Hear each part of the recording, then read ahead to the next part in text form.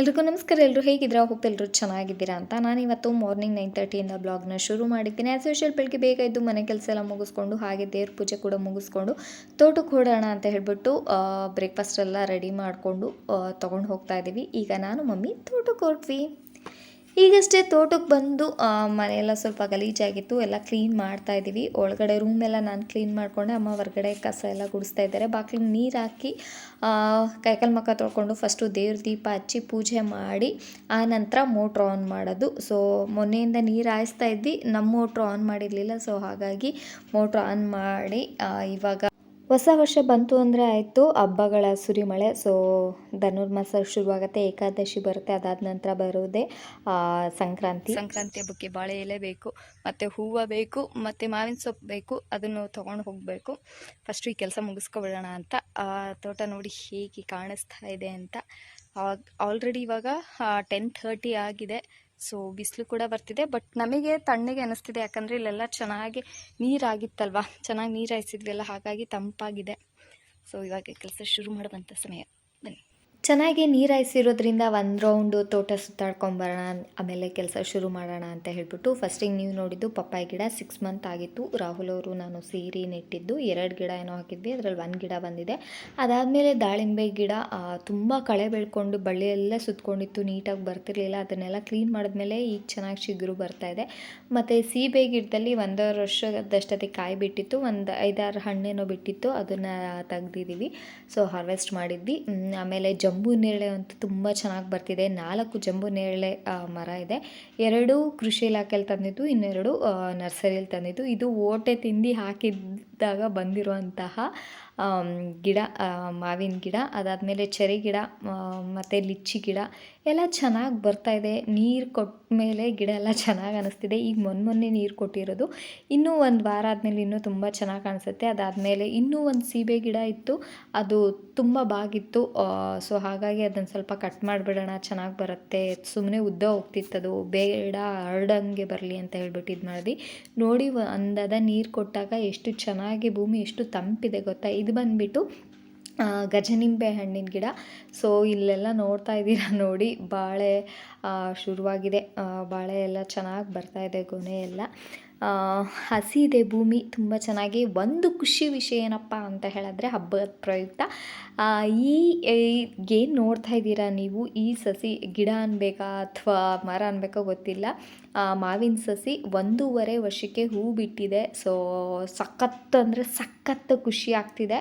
ಇಷ್ಟು ಬೇಗ ಬಿಡತ್ತೆ ಅಂತ ನಾವು ಅಂದ್ಕೊಂಡೇ ಇರಲಿಲ್ಲ. ಇದು ಕೂಡ ನರ್ಸರಿಯಲ್ಲಿ ತಂದಿದ್ದು, ಅವರು 3-4 ಇಯರ್ಸಿಗೆ ಬರುತ್ತೆ ಅಂದಿದ್ರು, ಬಟ್ ಇದು 1.5 ಇಯರ್ಗೆ ಬಂದಿದೆ. ತುಂಬಾ ಖುಷಿ ಆಯಿತು ಅದನ್ನು ನೋಡಿ. ನೋಡಿ ಇಷ್ಟು ಗಂಟೆ ಕೆಲಸ ಮಾಡಿ ಹಿಂಗೆ ರೆಡ್ ಆಗಿಬಿಟ್ಟಿದ್ದೀವಿ. ಸೊ ಫುಲ್ಲು ಸುಸ್ತಾಗೋಯ್ತು. ಇನ್ನೂ ತಿಂಡಿ ಕೂಡ ಆಗಿಲ್ಲ, ಆಗಲೇ 11:30 ಆಗಿದೆ. ಸೊ ಇಷ್ಟವರೆಗೂ ಏನು ಕೆಲಸ ಮಾಡಿದ್ವಿ ಅಂತ ನೋಡೋಣ ಬನ್ನಿ. ತೋಟ ಎಲ್ಲ ಒಂದು ರೌಂಡ್ ಹಾಕಿದ್ಮೇಲೆ ಕೆಲಸ ಶುರು ಮಾಡ್ಕೊಂಡ್ವಿ. ಏನು ಮಾಡಿದ್ವಿ ಅಂದರೆ, ಆ ಬಾಳೆದೆಲ್ಲ ಎಲೆ ಒಣಗಿ ಏನು ಬಿದ್ದಿತ್ತು ಅದನ್ನೆಲ್ಲ ನೀಟಾಗೆ ತೆಗೆದು ಅಲ್ಲೇ ಮಲ್ಚಿಂಗ್ ಥರ ಮಾಡ್ಕೊಂಡಿದ್ದೀವಿ. ಸೊ ಮಲ್ಚಿಂಗ್ ಮಾಡೋದ್ರಿಂದ ಕೆಸರು ಕೂಡ ಇದೆಯಲ್ಲ, ನೀರು ಅದು ಬೇಗ ಗೊಬ್ಬರ ಆಗಿ ಕನ್ವರ್ಟ್ ಆಗುತ್ತೆ ಅಂತ ಹೇಳ್ಬಿಟ್ಟು. ಹಾಗೆ ನಿಶಾಂತ್ ಅವರು ತೋಟಕ್ಕೆ ಬಂದಿದ್ದರು. ಅಲ್ಲಿ ಬೇರೆ ಗೇಟ್ ಹಾಕ್ಬಿಟ್ಟಿದ್ದೀನಿ, ಸೊ ಗೇಟ್ ತೆಗೀರಿ ಅಂತ ಹೇಳಿದ್ರು. ಸೊ ಹಾಗಾಗಿ ಹೋಗ್ತಾ ಇದ್ದೀನಿ. ಇಲ್ಲಿ ನೋಡಿ ಕರಿಬೇವಿನ ಗಿಡ 4-5 ಹಾಕಿದ್ರಲ್ಲ, ಅದು ಒಂದು ಉಳ್ಕೊಂಡಿದೆ.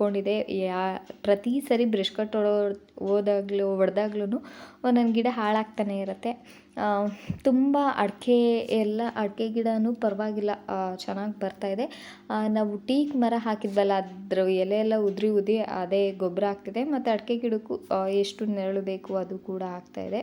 ನೋಡಿ 1.5 ವರ್ಷಕ್ಕೆ ಗಿಡ ಯಾವ ರೀತಿ ಬರ್ತಾ ಇದೆ ಅಂತ ಹೇಳ್ಬಿಟ್ಟು. ಅಡಿಕೆ ನಿಜವಾಗ್ಲೂ ಗಿಡ ಎಲ್ಲ ಒಣಗಿದೆ, ಯಾಕಂದರೆ 1 ಮಂತು ನೀರಿನ ಪ್ರಾಬ್ಲಮ್ ಆಗಿ ನೀರು ಹಾಯಿಸ್ಲಿಕ್ಕಾಗಿರಲಿಲ್ಲ.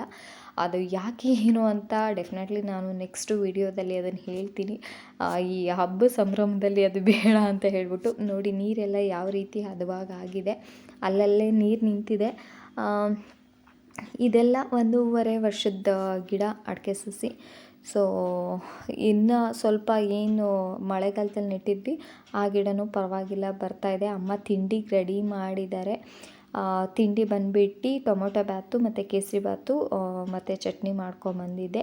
ಅಷ್ಟರಲ್ಲಿ ಫ್ರೆಂಡ್ ಬಂದರು ಅಂತ ಹೇಳಿಬಿಟ್ಟು ಅವ್ರನ್ನ ಕರ್ಕೊಂಬರ್ಲಿಕ್ಕೆ ಅಂತ ಹೋದೆ. ಇದು ಫಸ್ಟ್ನೇ ಪದ. ಪ್ರತಿ ಸರಿ ಫಸ್ಟ್ನೇ ಪದದಿಂದ ಮೇಲಿಂದ ಮಾಡ್ತಿದ್ವಿ, ಈ ಸರಿ ಕೆಳಗಡೆ ಪದದಿಂದ ಮಾಡಿದ್ದಾಯಿತು.